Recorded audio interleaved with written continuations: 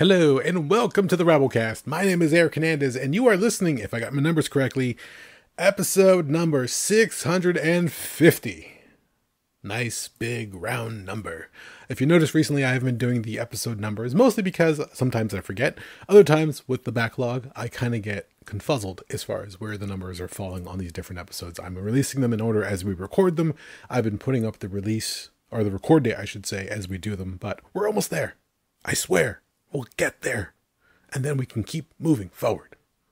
On this episode, I am hyped up on two cups of Vietnamese coffee. I say that because, well, my friend gave me some coffee that his mom bought, and now I'm just, that comes through. Trust me, I talk quite a bit in this one, and Doug is like, yeah. Huh. But we have fun with it. We go through, let's see, we talk about Fallout, we talk about some of the different swings recently that Amazon Prime Video has been taking.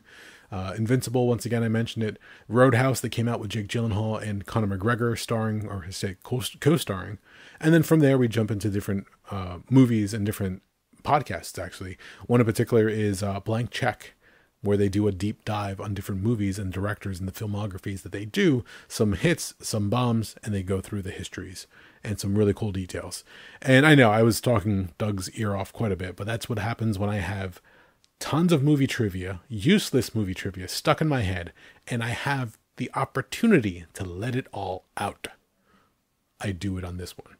So if you like it, get ready. If you don't, I apologize. It's not a long one. We got close to our usual range. So enjoy it. Have fun. We are brought to you by InsidePulse.com. You can find us under the various different sections: games, comics, movies, wrestling, yada, yada, yada. I'm sure you heard it at this point. If you haven't, go to a previous intro, and you can also hear it there. You can also check out the show over at Rabblecast.libsyn.com. You can check the show out on YouTube, at our channel at YouTube. Send us a tweet at Rabblecast on X. I know that's a little conjoined. I'm doing whatever. And the Rabblecast Facebook fan page. And starting with the last episode that was released, I think that was 647, the show is now on Spotify. So if you want, follow us, subscribe to it. I don't know what the button says over there, but check it out. If you want to catch up on some shows, some of the past ones are there as well. And we'll see what we can do about, spreading the show out to more, spreading the gospel, as it were. And then, of course, email us, rabblecast@gmail.com. Any comments, any questions, any stories, pictures, funny stuff. We welcome all of that. So send it in. Let's have some fun. With that, let's get into this one. Without further ado, enjoy the show.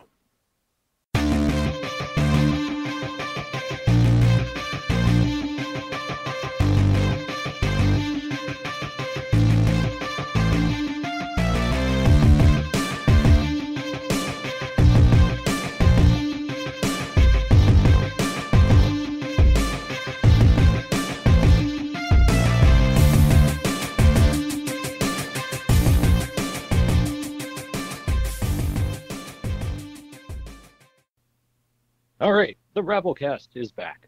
How are you doing, Eric? I've had 2 cups of Vietnamese coffee, and I feel like I can run through a wall. How are you? I believe it's pronounced Vietnamese. Vietnamese? Is it?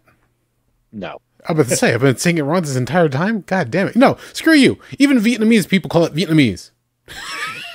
No, that was the joke of, do you remember the movie Birdemic, Shock and Terror? Oh, shit, you're right.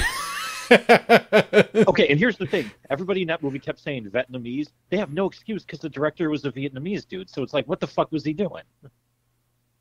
Was it like a weird joke so that he can say, look, white people can't say it? I honestly think the guy may have just been like, I'm going to fuck with these actors because they're all terrible. So your guess is as good as mine, man. Huh, interesting. Give me one. The dude's name was Nguyen, and that's a pretty Vietnamese last name last I checked. It's actually pronounced Nguyen. What's that? It's pronounced Nguyen. Nguyen? I believe just Nguyen. Oh shit! Sorry, Dan. I've been fucking up your name for like 7 years, dude. It's all right. So here's a funny running gag that happens all the time. I have to be careful on how I phrase this, but when I ask my phone to help me out when I have my hands full, and when I say to call such and such, it'll say calling such and such Nagoon. I'm like, whoa, are you allowed to say that? And Jenna looked at me like, what's going on? I'm like, I think my virtual assistant is kind of racist. She's like, what are you talking about? I'm like, here, watch the way it pronounces his last name. He goes, Nagoon. So I'm like, all right, well, I guess that's my Nagoon. And we played it for him, and he goes, yeah, no, nobody can get it right. I'm like, okay, well, there you go. It's, when you look at it, I believe it's Nguyen. Yeah, so, that's the one I'm used to seeing. Yeah, so everybody gets it wrong. Don't feel bad. I've been getting it wrong for the last time. Nguyen, Nagoon, just whatever pronunciations, but you have to be very careful because, like, my phone, it's slightly racist. But the only thing I know is the G is silent. I know that much. See, you knew more than I did because I had no clue. Well, I've dealt with at least 4 people with that last name. It's I gather it's a pretty common name in Vietnam. Yeah, I'd say it's like the Smith of Vietnamese names. Yeah. So, yeah, a number of times when we go to art conventions or comic book conventions, Nguyen is there or Win is there. But yeah, you always see that spelling, and they always say, yeah, nobody can get it right. So there we go. It's one to grow on for today. How's that? Yeah, we've educated the crowds out there. How are you, sir? I'm tired and my shoulder hurts, so I'm working on it. What'd you do to your shoulder? Powerlifting? Say again? Powerlifting? Yeah, I tweaked it probably about a month ago now, and it's just not.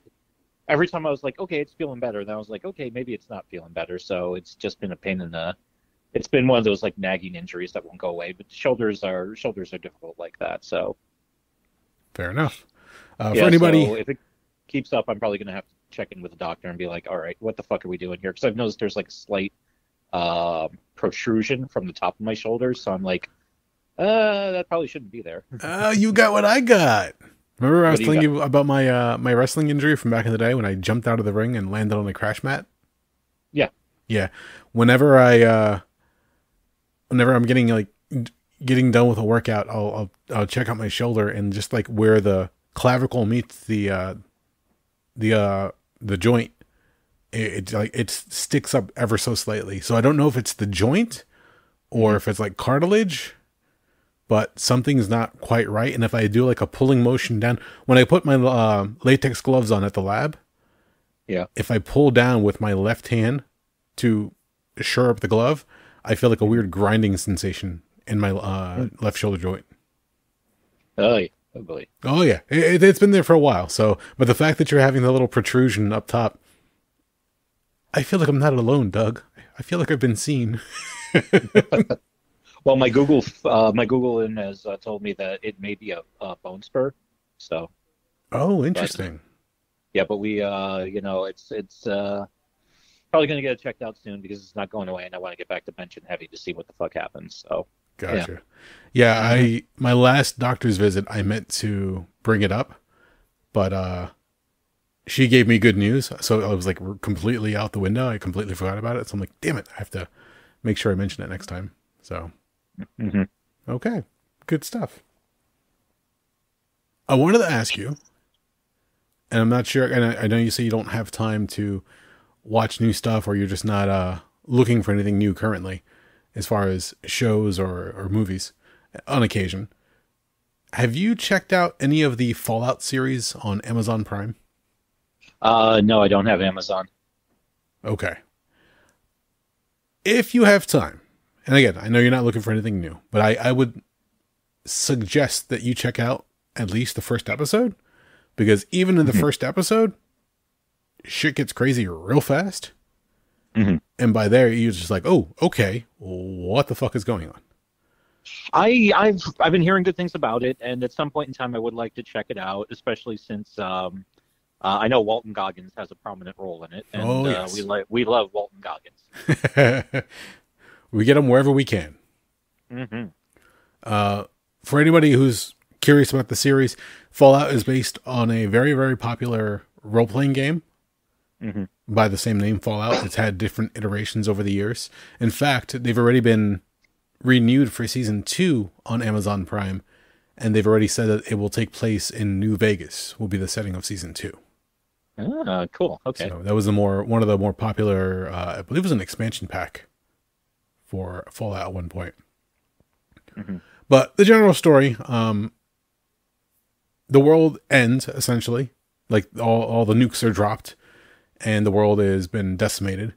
But in preparation for this, there was a group by the name of Vault-Tec that decided they wanted to be a little bit proactive. You know, not like doomsday preppers, a little bit more sinister, you come to find out. But they start getting ready and running trials and experiments to have people live in these oversized vaults, or, you know, bunkers, essentially.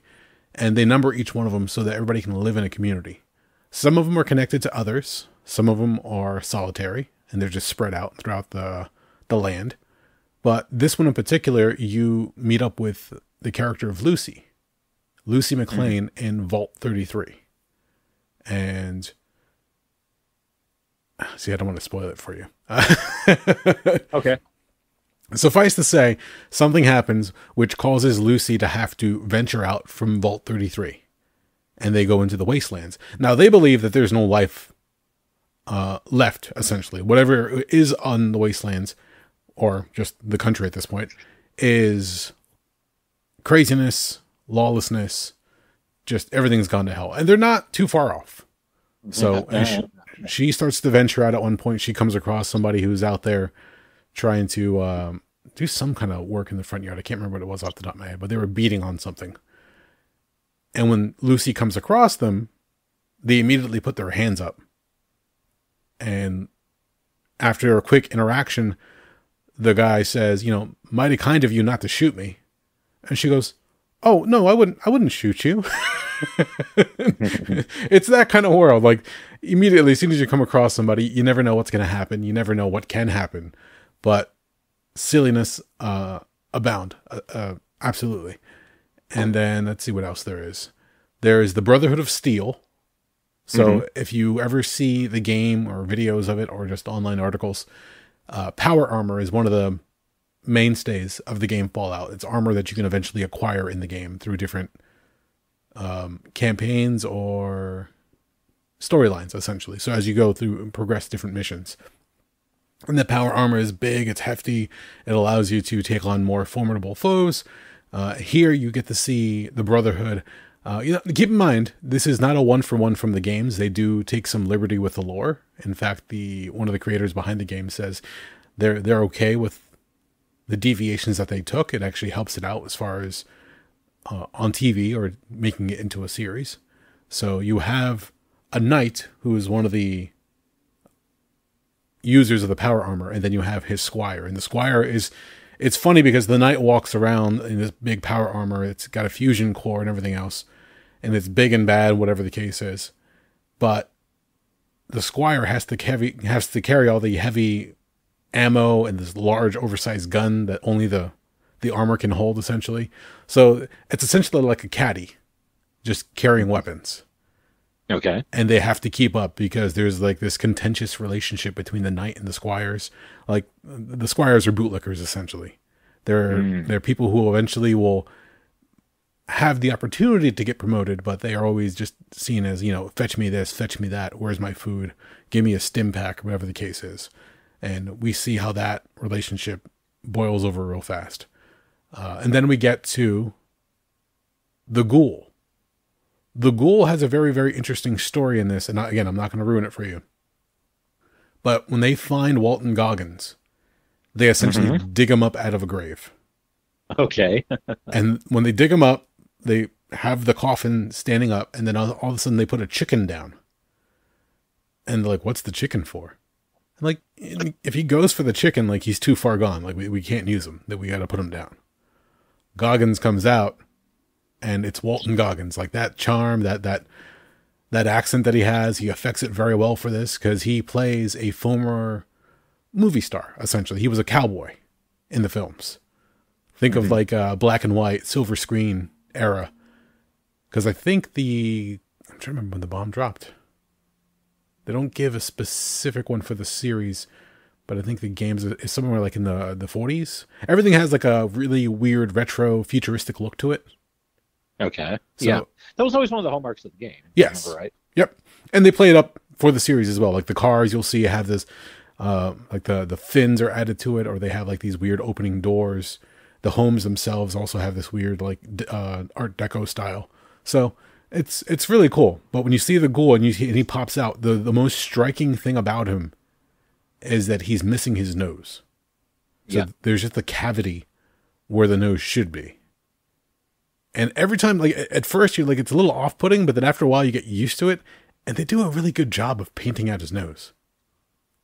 Like I know the technology has gotten better and we've progressed and things have gotten more advanced, but really, every time you see him on screen and he's talking, you're like, wow, this is, I mean, yes, it's makeup that's on him for the other stuff that makes his face look more skeletal.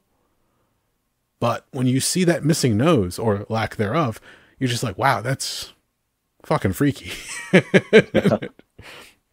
But yeah, it's all three stories, Lucy McLean, the one squire by the name of Maximus, and the ghoul, as they refer to him as. He has an actual name. I'm blanking it off the top of my head. But they have flashbacks for the ghoul when he was a regular person. You get to kind of learn how he becomes a ghoul. That whole story plays out throughout the series. I think it's only 8 episodes. I'm almost to the end, so I have not finished it for myself yet. Okay.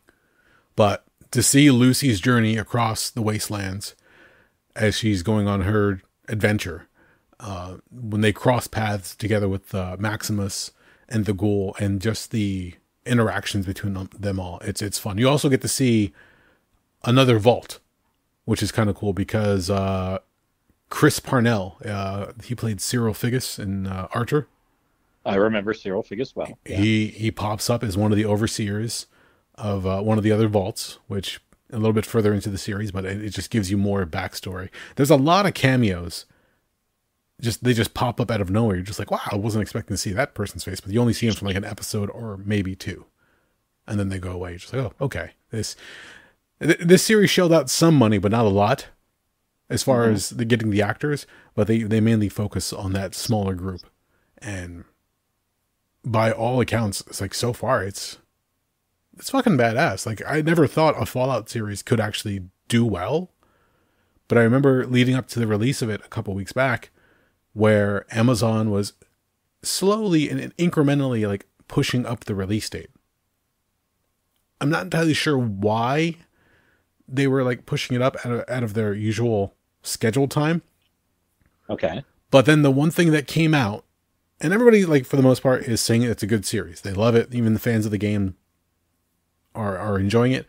But one of the things that I saw, and it really just irked me, and the article was something to the equivalent of Amazon released Fallout, but instead of releasing it week by week like other series, they decided to release it all at once. So we've already blown through it. Okay. It's like an embarrassment of riches. Shut the fuck up and enjoy your show.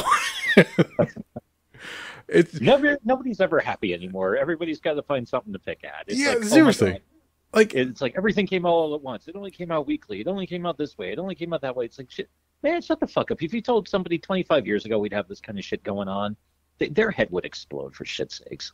Exactly. Like, nobody's forcing you to binge watch it all at once. You can watch it weekly if you like. That's on you. That's a discipline you have to learn and exercise a little bit. But the fact that, like, oh, they should have released it week by week. No, because I guarantee this article will be saying the exact opposite had they done it week by week. Mm-hmm. So let's relax, enjoy the show that you got, know that it's coming back for season 2. And one of the games, I can't remember which version of the game, recently just got like a big boost as far as sales. Because people are like, oh, Fallout, what's this? And they're trying to find which version of the game closely resembles the show. Yeah. So they themselves can now be, vault dwellers and go out into the wastelands and find all the craziness that's going on there. One of the cameos that pops up, I can just mention off the top of my head because I remember it right now. Fred Armisen shows up. Oh, okay. Just random. He runs a radio station that plays fiddle music, and like the fiddle music is really horrible. Like it's like nails on a chalkboard and bad. But he loves it, and he goes, "Oh, it's great. Nobody really appreciates this kind of music anymore." And around the radio station, he's set up various different booby traps, like this oversized bear trap, arrows that shoot out of different armaments, and just like spikes, whatever the case is. You see that the perimeter of the radio station is just littered with corpses. So there's multiple people who have tried either to get to the radio station to use it for their own means, or probably get there just to shut off the damn music. But to see Fred Armisen just pop up out of nowhere, you're just like, once again, you're like, oh, okay. Just a weird cameo, just out of nowhere. And it's a quick one. Let me get this straight. It's Fred Armisen. He's running a studio that plays only fiddle music. Mm-hmm. Okay, so it's even in a post-apocalyptic future, there are weird hipsters. Okay. Yes, even they survive the nukes. Oh, and one of the other things that they play up is, especially at one point, one of the characters is stranded out in the wastelands, and they're trying to get around. And they say, "Hey, look, they used to joke about it, but they used to say that roaches would survive when they dropped the bomb. And well, not only did they survive, but they thrived, and in fact, they've grown in size. So they're like the size of a medium dog, and they go after people." Oh, geez. Okay. Yeah, you're like, oh god. So every now and then you'll see some of the roaches come out and play, and you're just like, oh god, what the fuck is this? Just kind of gives you like this skeevy feeling when you see it play out. But yeah, no, I'll give them credit. Like, Amazon has thrown money at certain things, and in certain cases it's paid off. I know I mentioned to you Invincible, the one based off of Robert Kirkman's comic. That one's going really well. They just finished up their second season. That's going to be coming back for future seasons. Some of the different deals and the different developments that they're doing are paying off. It almost makes you want to forget that they're doing the whole, now they're playing ads during a show.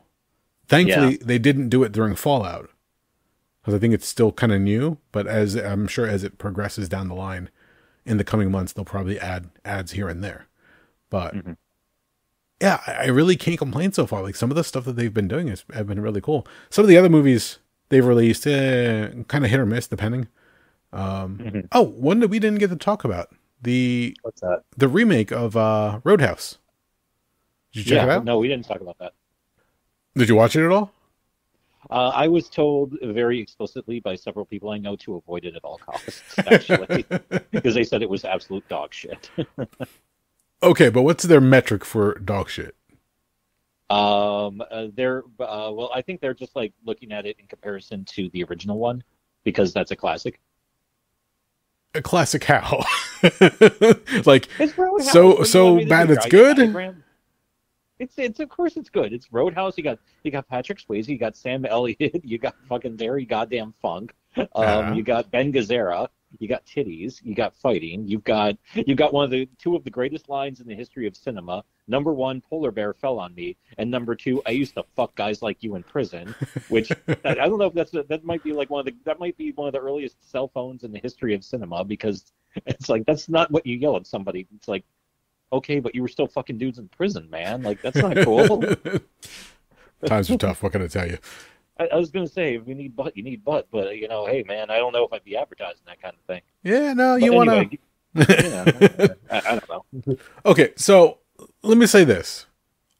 I watched the Jake Gyllenhaal Roadhouse remake, and it's not bad. They do a reimagining of the Dalton character. So the movie opens up in like this pit fighting scene where Post Malone is just beating newcomers left and right, and everybody's betting on the fights. And then all of a sudden Dalton shows up.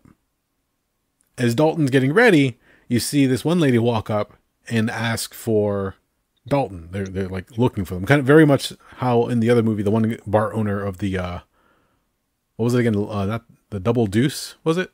Yeah, that was the Double Deuce. Thank you. Yeah. Very similar how the owner of the Double Deuce was looking for Dalton in the original. And the one person behind the bar says, "You're looking for Dalton? That's him in the ring over there." And you're like, which one is it? Is it Jake Gyllenhaal or is it Post Malone? Obviously, it's Gyllenhaal. But you see Gyllenhaal take off his shirt and he's ripped. Like, he got in phenomenal shape for this. I think the only other time I saw him this ripped was when he did the movie Southpaw, the boxing movie. Okay. And he's just ridiculous. And as soon as Post Malone sees him, goes, "Nope, I quit. I'm not doing this." That alone, he's like, I'm not having any part of this. And everybody's booing and everything else. He goes, "No, take your fucking money, whatever." So Dalton's backstory in this one is he used to be an MMA fighter. Mm-hmm. And something happened in his past that he is no longer an MMA fighter, but he's really, really good at hand-to-hand combat. He's really, really good at bouncing. And he has the same ideology as Swayze from the first movie. When they ask him, you get into a lot of fights, you win many of them? And he goes, "No, nobody wins in a fight." Okay. So he gets invited down to this one island.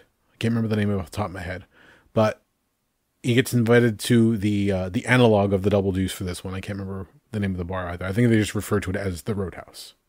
Yeah, I believe I was told it was just called Roadhouse. Yeah. So it's like, yeah. But this island, again, you've got gang that comes and goes and just causes havoc, and they're trying to get the bar shut down. They're just, not terrorizing, just causing chaos for the patrons of the bar and the owner as well. So Dalton is hired to come down and be the cooler and just take care of everything. And again, he shows really what his skills are. And after he beats up the first gang, he's trying to warn them, "Hey, look, do you have insurance?" And the guy's like, "Do I have what?" "Insurance, because you might go to the hospital after this." He goes, "Man, fuck you." And as they're doing their fight, he's not really punching them. He's like slapping them really hard and just knocking them down and just making fools out of them. But at the end of it, he says, "Hey, can I borrow your car?" Looking at the owner of the bar. And she's like, "Yeah, but not for them." She goes, "These guys need medical attention. Let me borrow your car." So he literally drives the gang he just beat up to the ER so they can get medical attention. Like, okay, this is kind of silly. This is kind of fun. They have some good jokes here and there. Dalton gets a boat that he can stay on that's docked on the backside of the bar, so he's not far from the bar at all times. And he gets around and learns a few things here and there. He meets a few people. Eventually, when the bad guy realizes who Dalton is and what he represents, he gets his own cooler to come in, essentially, and to fight him. Enter Conor McGregor in a very silly fucking scene where he's sleeping with somebody's wife in Italy. He jumps out a window, and he's walking the streets of Italy stark naked. Okay. And then he walks up to a random guy, sizes him up, and the next thing you see him walking away with the guy's overcoat with nothing else on, just the overcoat. He gets a phone call, "Need your help, we got a problem, I'll be there." And then he goes down. It sets up the whole showdown between Gyllenhaal and McGregor. Okay, all right. The movie takes a weird turn when Dalton's character kills somebody and is going to plant the body to get the bad guy in trouble. At which point I checked out. There was like some weird thing with like the cops are corrupt and whoever's trying to take over the island. There's like this weird convoluted story. At that point I was like, all right, this is getting kind of silly. I understand trying to remake the movie and update it, but you have the good guy killing somebody. Don't get me wrong, Dalton in the other movie also ripped the guy's throat out. Okay. But he didn't plant the body somewhere. As you go through, really at that point, after you hit that point of the movie, there's only one real reason to keep watching, and that's for the fight, the final showdown between McGregor and Gyllenhaal. It's pretty well choreographed. It's pretty well shot. McGregor just chews the scenery every time you see him, even when he's fighting. He's walking around, his shoulders are out wide, he's got this, this swagger to him the entire time. Even though he's beating the crap out of Gyllenhaal, he's got this weird smile going on. It's unnerving, but at the same time, they know what movie they're in. So they're enjoying it for what it is. The ending, again, the fight was worth it. The whole story, the way it plays out, whatever. It doesn't live up to the old one. Okay. But I really can't judge it by the old one because that's not like we're talking about other remakes and other reboots. To try to say, oh, it's not as good as the first one. Yeah, it's not. It's not going to be the first one.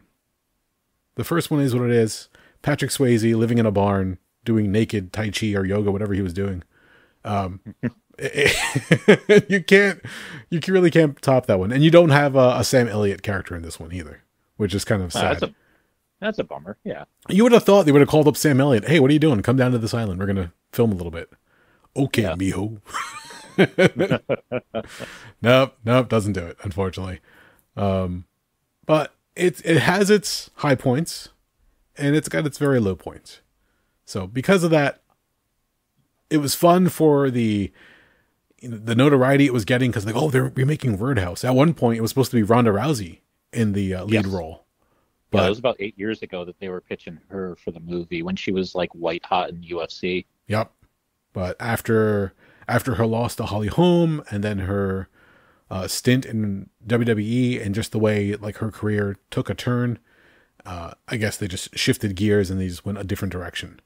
I mean, they got another MMA fighter, but they didn't make them the main character. They decided to make them the bad guy, which, again, it works out. McGregor is just great as a villain. And the fight between the two of them is a knockdown, drag-out fight to the point where you do believe that McGregor is done.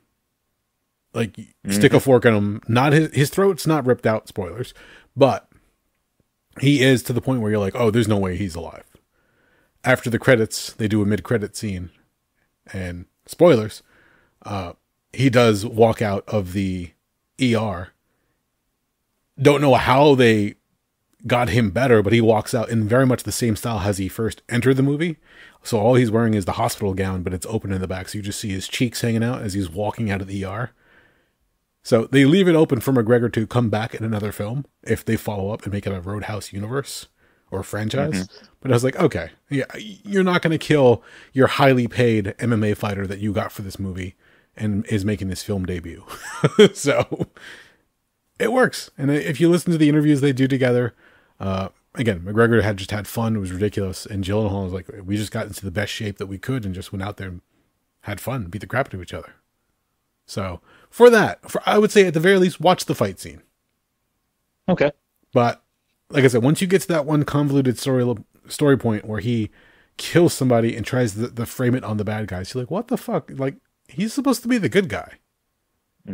But from there, I like I said, I got a little confused, a little frustrated. I'm like, all right, they went a little too far. I don't want a carbon copy of the first one, but I do want it to make some kind of sense when it comes to the characters. And unfortunately, that didn't really play out the way I thought it would. It's not that it's not good. It's just not what I was expecting. Fair enough? Yeah. Well, the major problem with all of this, though, is just the simple fact that I just don't have Prime anymore. I'm sure eventually it'll probably come out through other means. I'm not saying you have to watch it tomorrow. We'll see. Who knows? And if you get somebody who will lend you a code, or you go over their house and like, hey, let's get drunk and watch Roadhouse. There you go. Oh, there we are. It's always fun. But that's all to say that, Amazon is taking shots, going out there with all the money that they threw at this Amazon Prime Video platform, that they are taking swings. And here and there, some of them end up really good. I think, I want to say they did the new series of Interview with the Vampire on Amazon Prime. I don't remember off the top of my head. And I think they had like the first episode was free, but then after that, it was like a subscription or something you had to do. Yeah, it's on there. I think it's also on Shudder currently, last I looked. Oh, really? Okay. Yeah. And I heard it's really good. I mean, some of the roles are obviously recast. You're not getting Brad Pitt, Tom Cruise, and Kirsten Dunst, but the story itself is also like tweaked slightly. So again, you're not getting a 1-for-1, but you are getting it now in series form, which I quite liked the book of Interview with the Vampire. It was a little bit different than the movie itself, but that's with anything when they adapt or change things here and there, just for the sake of the big screen or just the sake for time constraints. It's all changed up. What was it? I was listening to an interview recently where they're talking about I think it was Tom Clancy when he made one of his war novels for, was it Hunt for Red October? I think was the first one. Yeah, that sounds about right because Clear and Present Danger was years after that. Yes. So yes, because it was initially Alec Baldwin as the main character, which I'm blanking on off the top of my head. But essentially, the book for Hunt for Red October was like some 600 pages. And when they were going to make it into a film, Tom Clancy realized that, oh, the way you do scripts for movies is each page is a minute on screen. And with that revelation, he realized, oh, they're going to have to remove large chunks of this book for it to be made for the big screen. Mm-hmm. And at that point, he was kind of okay with it. Because a lot of the technical specs, when he goes into detail as far as like the submarines and the hardware and the different stations and how they do their shifts and everything else, and everybody's close, elbow to elbow because you're pretty much in a sardine can underwater. He knew that a lot of that stuff was going to get ditched because there's only so much you can do as far as explaining a sub for the big screen. But at the same time, apparently somebody in the government goes, who the fuck cleared this book? There's a lot of details in this. So, but apparently he was just really, really attentive when it came to the different details, and he was doing some of his research, which a lot of writers can sometimes get lost in the weeds when it comes to the detail.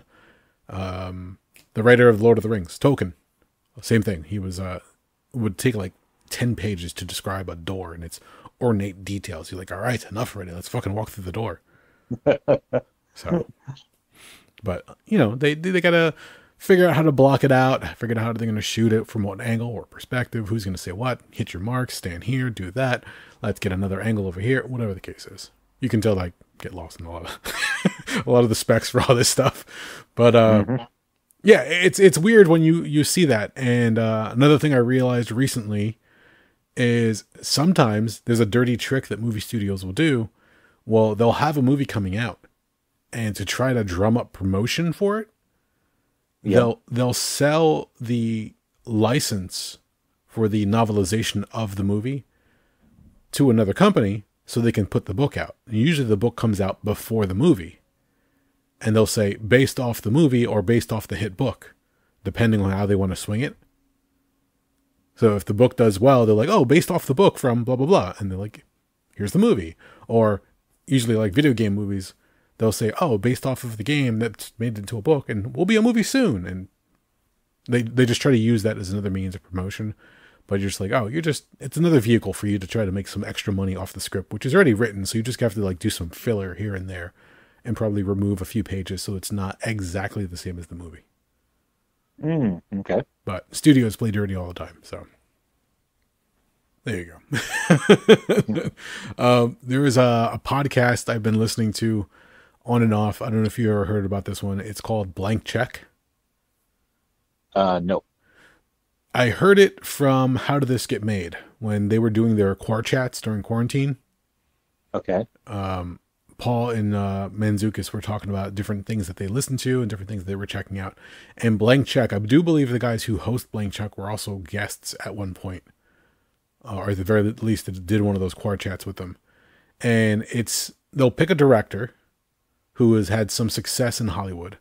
And then from there, they're given blank checks to make whatever they want in the industry. And sometimes they cash them and sometimes they bounce them. Okay. But the most recent one that I was listening to was the filmography of James McTiernan. Okay. So Hunt for Red October, Die Hard, Rollerball, 13th Warrior, Nomads with Pierce Brosnan. And I'm blanking on the Thomas Crown Affair. And they'll go through. What's that? Didn't he also do Predator? Yes, he did. Because so he did Predator, and I'm trying to remember what came after Predator. Fuck. The problem is they don't do them like in particular order. They'll record them and then they'll talk about like when the movies came out, and they'll talk about the history and the release dates and everything else. Also what came out around them. I want to say it was Predator, and then he did a flop after that. and it didn't go well at all. I know Predator was 87. Die Hard was like 88 or 89. So I'm not sure what was in between the two. Hold on, I'm taking the 13th Warrior with Antonio Banderas was the other one, and it was a big flop for him. Which is a surprise because I think that's a good movie. I don't know why that one didn't catch. That one was... I'm trying to remember who wrote that one. I'm blanking on the writer. The original title of the movie was Eaters of the Dead. Michael Crichton. Thank you. Yes. Also, author of Jurassic Park. Because I've got the Wikipedia up right now, so that's why I'm just working this stuff out. The way the story goes is he was out in his yard one day and he sees his neighbor. He goes, "Hey, is anything going on?" And, I heard they're making more of your books into some movies. He goes, "Oh yeah, the next one they're going to make is Eaters of the Dead." He goes, "Oh, that sounds like a horror movie." To which Crichton got a little frazzled and apparently called up the studio and goes, "We need to change the name of the movie." "What? Why?" "Because my neighbor thinks I'm making a horror movie." But with a name like that, it sounds like a very cool metal type of title, Eaters of the Dead. So yeah, I can see how that would maybe exist in the horror section of a movie rental place, but with that they decided to change it up, and apparently Antonio Banderas' character was supposed to be a Muslim. I remember that. So he's not a big fighter. He's essentially sitting there chronicling the adventure. So they're mashing this up. It's almost like a Beowulf story, I believe. Yeah. And it's just a bunch of Vikings and this Muslim that are going out on this weird battle or mission, and there's no guarantee that any of them are coming back alive. So from what I remember watching it way back when, because my brother was really into it. I didn't watch the whole movie. I didn't see any problem with it though. I enjoyed it. And then again, we had just watched Antonio Banderas in Desperado, so at that point we're really high on him as far as an actor.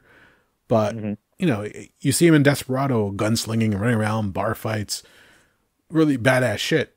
And then you see in 13th Warrior, and he has a diary, and he's reading poetry, and he's essentially just trying not to be chicken shit when all these supposed monsters or battles are happening, and just I'm not a fighter, I'm not a warrior. But okay, we'll see what happens. But yeah, that they go through that whole thing, and apparently it just was not well received. The whole what Muslim thing was confusing to certain audiences. Not seeing Banderas as a badass fighter kind of confused them. You would imagine Antonio Banderas at that point will pick up a broadsword or something, or an axe, and start hacking away at whatever enemies they're fighting. That never happens. So you're just what are we watching? What are we doing? One of the stories early on, or I should say, part of the story early on in the book version of it is apparently he was sleeping with a king's wife or something like that, and he gets caught. So his punishment is that he's banished to go on this mission with these Vikings. They essentially exile him out into this adventure, and that's what begins the story for Eaters of the Dead. And then whenever they talk about the fireworm is coming, it's not an actual fireworm. It's a line of troops carrying torches, and it's just what people would have seen back then with no smart devices, no cameras, no internet, no real way of relaying something. You see this line of fire, and they just decimate things as they go through town. You're like, what the hell is that? It looks like a fireworm. Stuff like that. So everything was a little slightly exaggerated as far as what the enemies were. And then when they come upon them, you realize, oh, they're just other enemy combatants, and they have to try to get through the whole thing. So for as much as I don't like my job, it gives me the liberty to listen to a lot of podcasts. So I've been catching up on a bunch of stuff. But no, they go through a bunch of different ones. Nomads is another one with Pierce Brosnan. It's funny, they said it's kind of like Near Dark, which I immediately thought of you.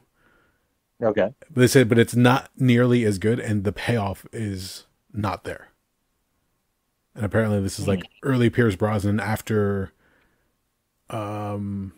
Remington Steele. Okay. So he tried to go the long hair and the beard and everything, just try and go for a different look, and apparently he has a French accent in the movie. That's And weird. yeah, and they go through where they come across this one group, and they it's like almost like some type of like infection that happens where you become part of the group. Like I said, almost similar to Near Dark, but the way the payoff goes about, and just like by the time you get to the end of the film, you're like, that's it. Okay. So weird shenanigans happen in that one. But again, they talk about how some of them are big, some of them are small. They cover the fact that James McTiernan himself at one point gets sent to jail due to rollerball.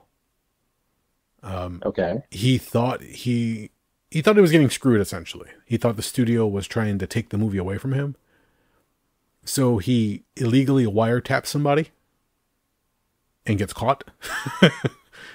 And in making a movie like Rollerball, you're like, oh, like it's a remake of the original, and a lot of people say that the James Caan version of Rollerball is a lot better. It had a better overall story and message as far as the film is concerned. When they tried remaking it in what was like the early 2000s, it wasn't as good. They missed a lot of good opportunities where they had to work with things, and the story just was a little disjointed. And there's also the infamous night vision scene, which, depending on what version you want to believe, either they didn't get enough coverage and they kind of like filled this in with weird reshoots, or the overall scene was badly lit, and to hide the fact that the lighting was set up was so poorly done, they put the night vision filter over it to use what they had. It's convoluted and silly, but if you watch Rollerball, you'll get it. It's like this weird halfway point in the movie. Like, what the fuck am I watching? That, and never mind, they never actually fully tell you how Rollerball is played. They throw the rules out the window, essentially. So, but I've learned a lot about recent films, certain directors here and there. It's funny how they pick certain ones and they keep going. I think the other one was Medicine Man with Sean Connery and Lorraine Bracco, which, again, a weird backstory to it in the way it all came about. I never really thought Medicine Man was a bad movie, but then again, I saw it when I was in high school. They played it for like one of our biology classes, just when we had like a free period. It was okay. But these guys are really, really hard at these movies, and then they'll just sit there and like tear them apart, or, raise them up depending on the movies. Like Die Hard, they had no problem with. They thought Die Hard was a great film. That also has a whole checkered past as far as the setup, the sequels, and everything else.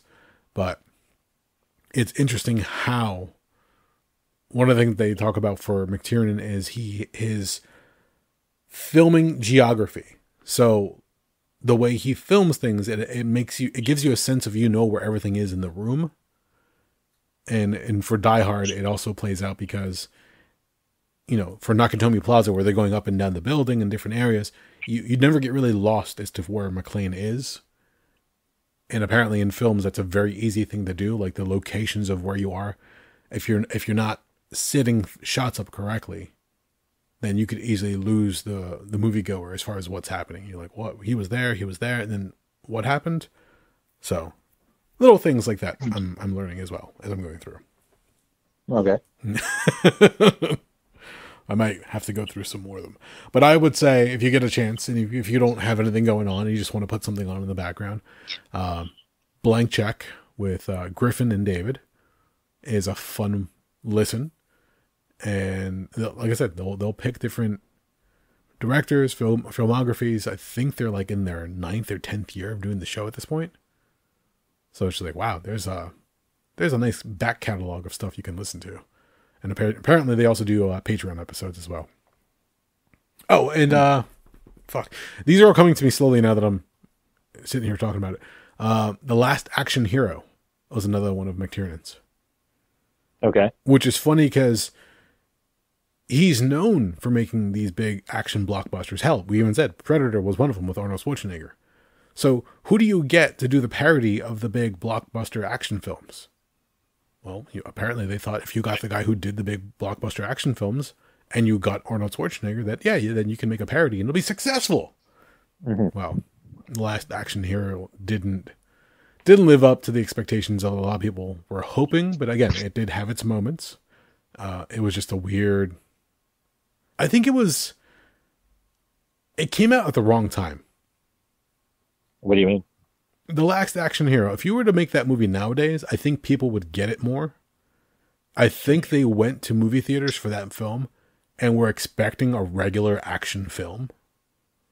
But when you get the parody or the deconstruction of what is an Arnold action film, like the car jumps, the large guns, and the fact that he can punch through a window and not get injured, or make these death-defying leaps, off of an elevator onto a helicopter, stuff like that. Like, it's now, if you were to watch something like that now, you're like, oh, I get it. It's a satire. They're making fun of all this stuff.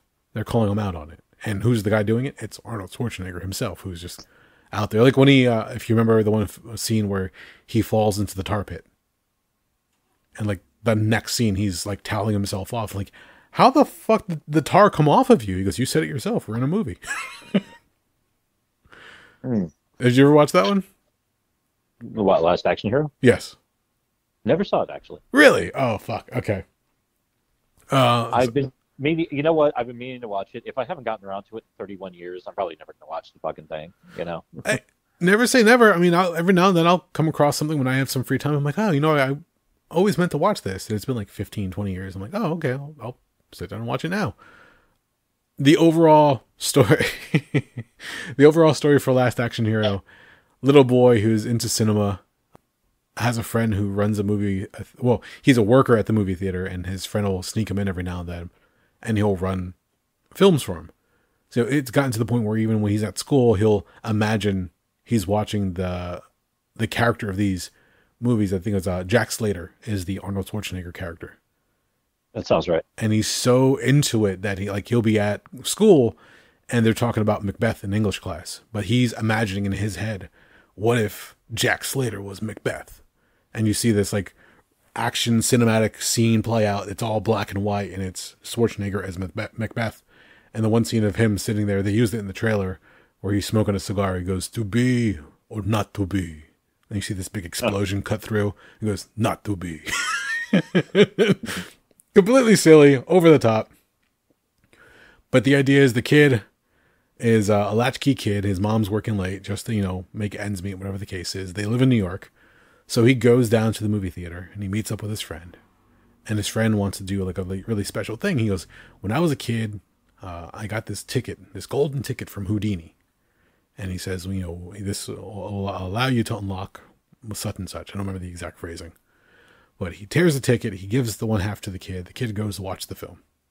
It's the newest Jack Slater. Before it gets released, this kid's getting a private sneak peek by himself.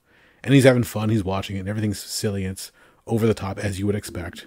Like they had the one officer who's getting called to the scene of a crime. And he mentions before he gets there, oh, I retire in like 3 days or whatever the case is. Oh, you're going to die. Sure enough, there's a big explosion that happens. Slater survives. The two cops are blown to smithereens. And the one cop is like up in the tree having his death rattle. He goes, I retire in 3 days. That's it. He's done. As the movie plays out, the ticket has power to it, where for some reason it allows Jack Slater to leave the big screen and come into our world. Well, actually, no, let me take that back. The explosion that happens at one point, there's a stick of dynamite that gets thrown and it goes through the movie screen and lands in the movie theater. And the little kid goes to run away from it, realizing, oh shit, a stick of dynamite just landed next to me. As he runs, he jumps, he leaps into the big screen. So now he's living in a Jack Slater movie, and Jack Slater, of course, is like, who the hell are you? And car chases, gunfights, mob stories. There's even an animated cat played by Danny DeVito. At one point, the little boy is trying to prove to Jack Slater that you are a movie character. Like, you are played by somebody in the real world. And I'm in this weird, like, all the cliches and all this other stuff. So when they go to the police precinct, they see all these movie tropes that are happening over and over again. These weird cops that are dressed in, like, exotic clothes because, it's the movies, whatever the case is. He goes, I got it. I know how to prove to you that you're a movie character. He goes, all right, where are we going? He takes him to a Blockbuster. And when they get there, the kid's head is blown. He goes, "What the fuck? I don't get it." You see a cardboard standee for Terminator 2 Judgment Day. Okay. But in place of Arnie, it's Sylvester Stallone. I've heard that. Okay. And the kid's like, "I don't get it. Wait, you're the one who's supposed to be in this film. This is like your biggest film." He goes, "No, he's a great actor. This is his biggest hit." So it's a little in-joke between Arnold Schwarzenegger and Stallone. It just plays out like that more and more. The bad guy eventually realizes there's something wrong with the kid. There's a weird thing going on. And the bad guy steals the movie ticket. So the bad guy is able to leave the film. Now, the bad guy, what was his name?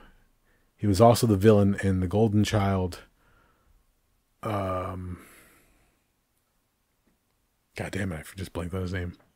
This is what happens when I have too many things in my brain. He was also one of the bad guys. He was, I think, the head Lannister in Game of Thrones. It's going to bother the fuck out of me. Hold on, I got the Last Action Hero thingy up right now. Are you talking about Charles Dance? Mr. Benedict? No, not Mr. Benedict. Tom Noonan as the Ripper? Not the Ripper. The Ripper is another villain within the movie. Anthony Quinn as Tony Vivaldi? No, I think it was Mr. Benedict then. Yeah, Vivaldi is the cliched mobster. So it must have been Benedict then. Oh, yeah, because he was also in Golden Child, Alien 3, Last Action Hero, blah, blah, blah, blah, a bunch of other shit. Okay, cool. Okay, so he leaves the theater, he comes into the real world, and at one point there's this really funny yet dark scene where he's on the streets of New York, and this is, circa the 90s, and he pulls a gun out, and he shoots somebody. He looks around, nothing's happening. No sirens, nobody telling him to stop. He looks around to the empty street and goes, "I've just shot someone, and I plan to do it again." Like, he just completely amazed that nobody's going to stop him. Nobody's going to arrest him for it. Then he realized, the rules in this world are much different than the world where I come from. So then he starts visiting other movies. And this is where I think there was a missed opportunity. He visits other movies in the idea of he's going to pull the villains out to make an army. He eventually only pulls out the Ripper from one of the previous Jack Slater movies. But you're like, oh, like he goes, and this is like, at one point he's looking through movie listings in the newspaper. Like, oh, he could pull out Jason Voorhees, he can pull out Freddy Krueger. I'm sure there was like licensing issues to get those characters on screen. But like, oh, this could be a really interesting thing.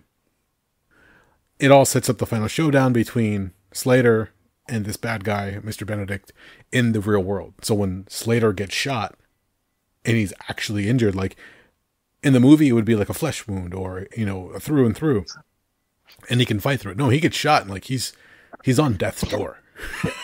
You realize the last action hero can and will die in this world, and the boy has to try to get him back to his film. So now it's the mad scramble of, let's get him back to the movie theater. Let's find the ticket. Oh shit, where's the ticket? The other guy has it still. Like, it's lost. Eventually they find the other half that was in the ticket box. But here's a very interesting one that was a cameo that I was not expecting. When you look back on it, it's really, really cool. I don't remember the movie that it takes from, but Ian McKellen has a cameo in this where he's playing the Grim Reaper. Okay. And when on the movie screen it's playing, the character in the film turns around like he senses something. And death leaves his film. Comes into the movie theater where Slater and the boy are. And when he comes for him, he goes, oh, he's not one of mine. It's not his time, but I felt something. And if you want to save him, your best bet is to get him back into the movie screen, because otherwise I will be coming for him. And just like, wow, fucking Ian McKellen is the Grim Reaper. Like, fucking badass. But long story short, and then this is another movie like you haven't watched, but this one I will spoil for you. It's an action movie. So, of course, the good guys win. And Slater gets put back into the film. Only now he's fully aware that he's in a movie, so he doesn't care what he says, he doesn't care what he does, but he gives a wink to the kid as he's watching in the movie theater. It's a fun film. It's a weird play on all the different cliches. Like Slater at one point has like a big monster truck, oversized gun. There's like this mob subplot that gets played out.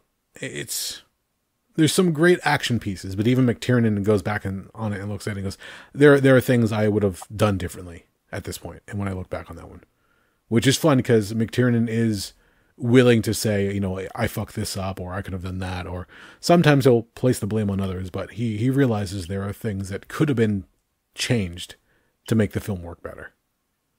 So overall, like for an Arnold movie, I think it was underrated. Again, it was a flop in the theaters.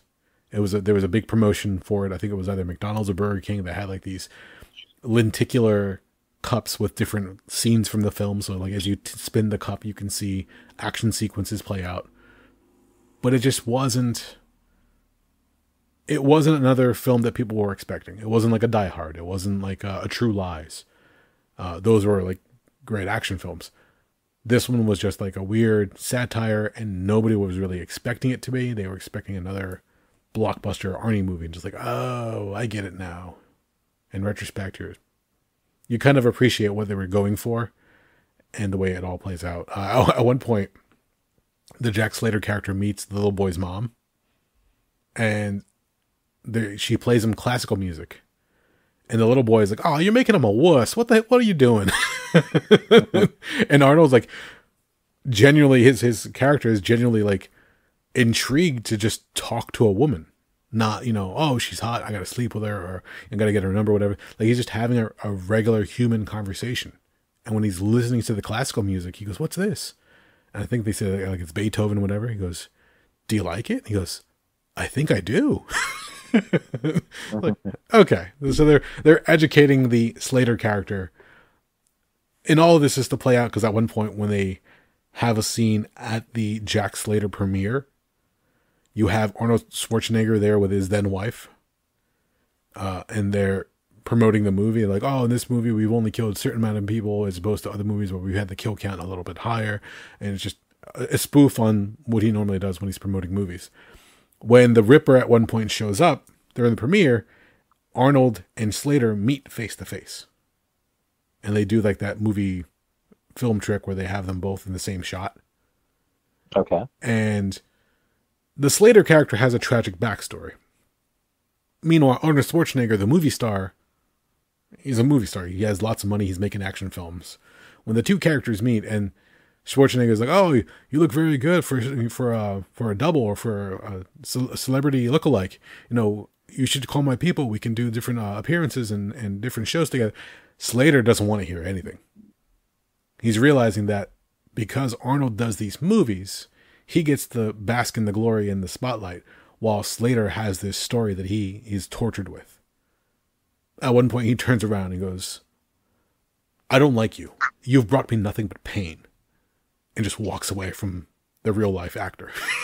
It's like, oh, okay. You've got this little weird moment, like a meta moment between the two characters. But again, they play with different things here and there, and they do their best to make it a satire. But at the end of it, the moviegoers decided, not what I was expecting, not what I was hoping for, and they ultimately passed for the most part. McTiernan has gone on to make many more movies, and that has not stopped him from doing other things as well. Apparently, he even wrote a script while he was in jail after Rollerball. So I'm not entirely sure what he did after Rollerball, but I don't doubt that he'll probably get back to making more movies down the line. Once again, McTiernan? Yes. Well, that's easy. So the last movie he did was in 2003. It was called Basic. Never heard of that one. 2003 mystery action thriller film written by James Vanderbilt, starring John Travolta, Connie Nielsen, and Samuel L. Jackson. The story follows a DEA agent solving the murder of a bungled training exercise that led to the deaths of multiple Army Ranger trainees and their instructor. Basic received negative reviews from critics regarding the overall plot and numerous twist endings. It was a box office bomb, grossing only 42.8 million worldwide against a $50 million budget. As of 2024, it is McTiernan's most recent film, given his subsequent criminal charges and eventual incarceration related to wiretapping. I vaguely remember this coming out. This came out.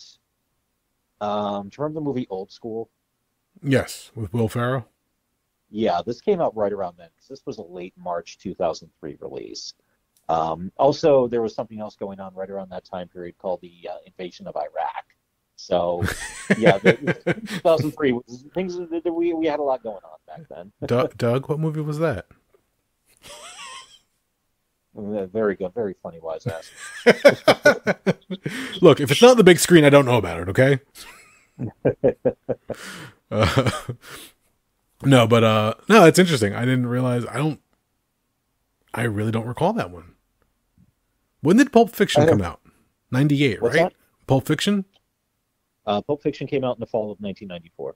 94. Yeah, because this year is the 30th anniversary of it. Okay.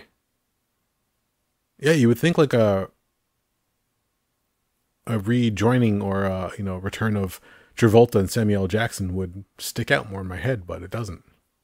I guess if it was that big of a stinker, then it is what it is, I guess.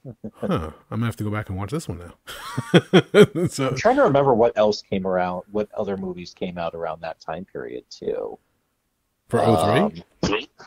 Yeah, like spring 2003. Like what else was going on in cinema? Let's go to the internet.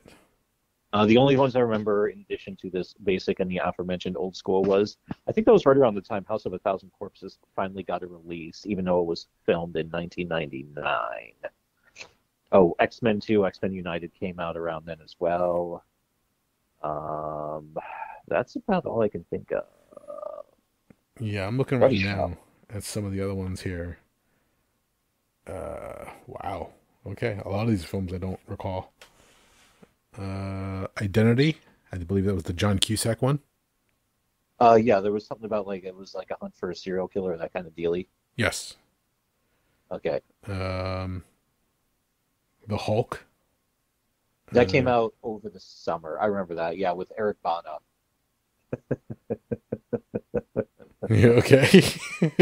No, I'll never forget was you remember our old pal Kurt, right? Yes. Yeah, the one day we were hanging out and he said one of the worst best things, which is one of his trademarks. We were talking about that movie and he just goes, "The Hulk is very angry." Oh Jesus! Just look down. It's like if I had a shoe to throw at you right now, I would throw it at you. Okay. And he just sat there with his shit-eating grin on his face. That was going to be stuck in my mind for a while now. Thanks. Tell Kurt thank you. Let's see. Malibu's Most Wanted with Jamie Kennedy. Oh yeah, I remember that movie. Never watched it because I never gave a fuck. Bruce Almighty with Jim Carrey. Okay. Eddie Murphy's Daddy Daycare. Ew. Let's see what else. You already mentioned X2. Matrix Reloaded. Oh yeah, that was around then. The Core. Once again, Ang Lee's Hulk. Too Fast, Too Furious. The movie that was missing Vin Diesel because he didn't want to do the sequel. Mm-hmm. Charlie's Angels Full Throttle. Bulletproof Monk. Huh. Johnny English, starring Mr. Bean. Oh yeah. Rowan Atkins. Yeah, whatever. His name is not important. We know who you mean. The Italian Job, another movie that has a storied past. What else? Hollywood Homicide with Harrison Ford and Josh Hartnett. Huh, okay. And many, many others. News Basic, that one shows up as well. Yeah. There's a movie called Goth that was released that same time. I'm trying to... Goth? Yes. Horror, psychological thriller. Phoebe Dollar is Goth. Todd Livingston is Duff. I've never heard of that, so I have no idea on that one. Give me 1 second here. It says here, a savage but charismatic woman, Phoebe Dollar, leads two goth teens on a dark journey fueled by drugs, violence, and depravity. Released all right. June 10th, 2003. Ah, what a time. Okay. Yeah, interesting stuff. So, there you go. Went from All right. Fallout, and we dreamt down a rabbit hole all the way down to 2003. Yeah. Not too bad. And no, I think there's no more meat left on this bone. No, I think we're there. We've had some long ones recently, so I think we can cut it there. Yeah. Anything else, sir? No, I'm trying not to fall asleep. Gotcha. Sorry. No, it's cool, dude. I get it. It's Thursday night. Tomorrow's Friday. Any plans for the weekend? Get the oil pump or the fuel pump on my car changed out. Exciting. Awesome. Yeah, Cool. that's about all I got, man. No, I got it. Jen's birthday's coming up, so if you happen to be listening to this, happy birthday, Jen. Happy birthday, Jen. There you go. Aside from that, no, it's business as usual, so we'll see what happens. But all right, well, if you made it this far, thank you for listening. My name is Eric Hernandez. I'm Doug. And we are the Rabblecast.